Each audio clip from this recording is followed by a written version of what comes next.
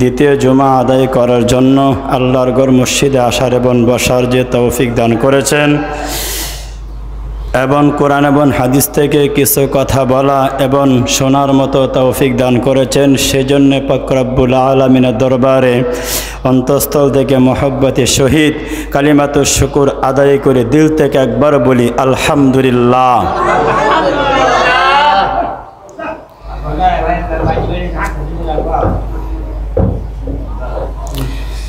আমরা এমন এক মালিকের শুকর আদায় করলাম, আমরা এমন এক মালিকের শুকর আদায় করলাম যে মালিক আমাদেরকে কাল কিয়ামতের ময়দানে সাহায্য করবেন।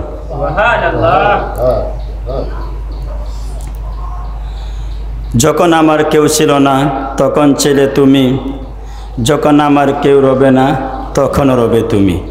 সেই মালিককে আল্লাহ। যখন আমার কেউ ছিল না তখন ছিলে তুমি, যখন আমার কেউ রবে না তখন রবে তুমি।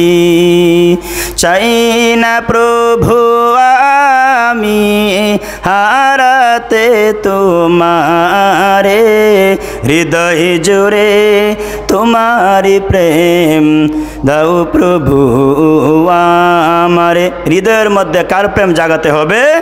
আল্লাহর প্রেম জাগাতে হবে, কারণ আল্লাহ রাব্বুল আলামিন ছাড়া আমাকে কেউ ভালো কাজ করার তৌফিক দিতে পারবে না। তাই আল্লাহ রাব্বুল আলামিনের শুকর আদায় করব সদা সর্বদা। যখন যে অবস্থা থাকে না কেন তখনই বলবো আলহামদুলিল্লাহ, তখন আল্লাহ খুশি হয়ে যাবে।